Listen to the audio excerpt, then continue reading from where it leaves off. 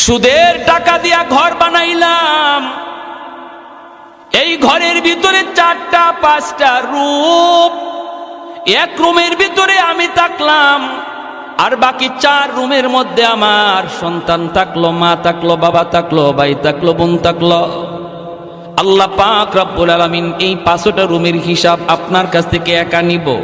যারা ছিল এরা ফাউ ফাউ ছিল, এদের কোনো হিসাব নাই, হিসাব দিবে তুমি একা। এজন্যই তো এক বড় ভাইকে ছোট ভাই বলতেছে, ভাইয়া সাবধান, ভাইয়া তুমি সুদের ব্যবসা কইরো না, সুদে টাকা আইনো না, সুদখোরের কাছে তুমি যাইও না, অল্প হলেও তুমি এর উপরে সবর করো, আল্লাহ বরকত দিয়ে দিবে। বড় ভাই কই চুপ থাক, তুই মাদ্রাসায় গেছো মাত্র, এখনই পণ্ডিতি কইরো না, এখনো কিন্তু বড় হুজুর হও নাই, চুপ কর, তুই বেশি কথা বলবি না। ছোট ভাই বলতেছে, ভাইয়া ও ভাইয়া তোমার হিসাব কিন্তু কেউ দিবে না, কেউ দিবে না, হিসাব শুধু তুমি একা একাই দেওয়া লাগবে। বড় ভাই কস কি তুই, আমি কষ্ট করে করে আইনা সবাই রে খাওয়াইলাম, আমার বিপদের সময় কেউ দাঁড়াবে না। কয় না, ভাবিও তোমার বিপদের সময় দাঁড়াবে না, ভাতিজাও তোমার বিপদের সময় দাঁড়াবে না, আব্বাও তোমার বিপদের সময় দাঁড়াবে না, আম্মাও দাঁড়াবে না, আমি তো দাঁড়াইমু না। ওই বড় ভাই কস কি তুই, মাসের মাস তোরে বেতন দিই আমি? কয় যত বেতনই দেও, বিপদে যখন পড়বা আমি নাই। বড় ভাই কস কি, আমার বউ? বলে বউ না। কয় দূর হর, আমি এত কষ্ট করে ফালতেছি, আমার বিপদে দাঁড়াইব না। কত দুনিয়াতে পরীক্ষা করবা?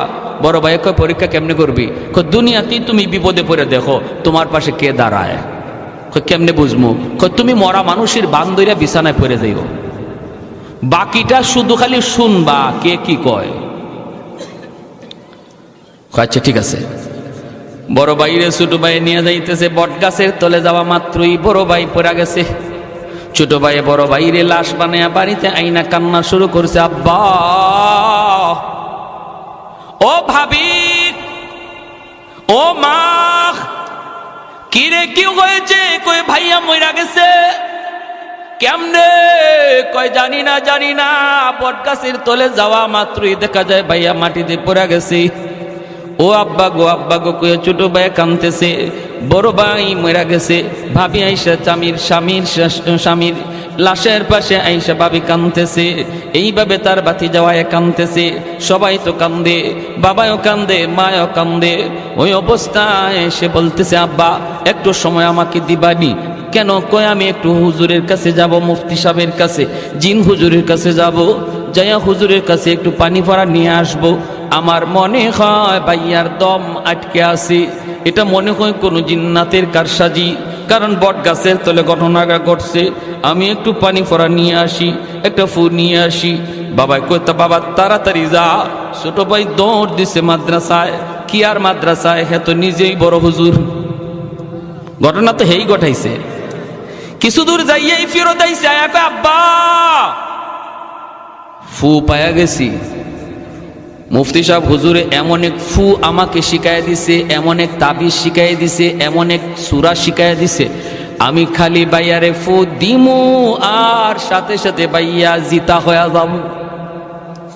ফু দেওয়া মাত্রই বাইয়া জিন্দা হয়ে যাবে, জিন্দা, কোনো টেনশন নাই। মুফতি সাহেব কয়ে দিছে। বাবা কইতে তাড়াতাড়ি ফু দে। ছোট ভাই কয়, আব্বা ফু দিমু, তবে ফু দেওয়ার আগে একটা শর্ত কয়া দিছে হুজুরে। কয় কি শর্ত? কয় হুজুর বলছে এই ফুটা ভাইয়ারে দেওয়া মাত্রই ভাইয়া জিন্দা হয়ে দাঁড়ায় যাবে, কিন্তু ভাইয়ার গায়ে ফু দেওয়ার আগে একজন জীবিত মানুষের গায়ে ফু দেওয়া লাগবে। আর জীবিত মানুষটা ফু খাইয়া জীবিত থাকতে পারে, মারাও যাইতে পারে। এরপরে যদি ভাইয়ারে ফু দেই, ভাইয়া 100% জিন্দা হবে, বিন্দু পরিমাণ সন্দেহ নাই। ও আব্বা, আমার ভাইয়া এত কষ্ট করে সংসার চালাইল, রক্ত পানি কইরা, হালাল হারাম না বুঝা, কত কিছু কইরা তোমাদেরকে খাওয়াইতেছে, পালতেছে, ভাইয়ারে জিন্দা করার জন্য। বাবা গ, তোমার শরীরে ফুটা আমি দিমুনি, তোমার গায়ে আমি ফুটা দিমুনি।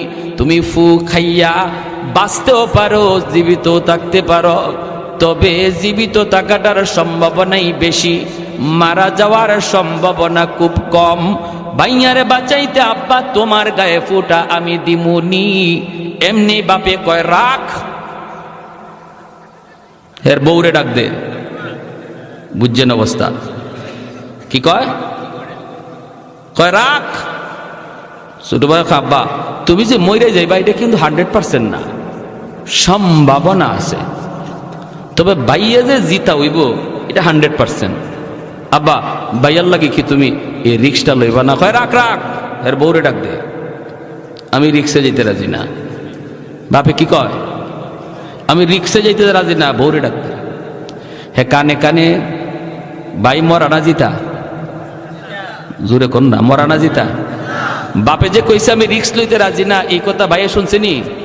হ্যাঁ, কানে কানে গিয়া কয় ভাইয়া শূন্য, খালি শুন ভাই তুমি। আর হেও আস্তে আস্তে কয় তুই দেখিস ফাঁকে দেনি কেউ আবার গরম পানি ডালে।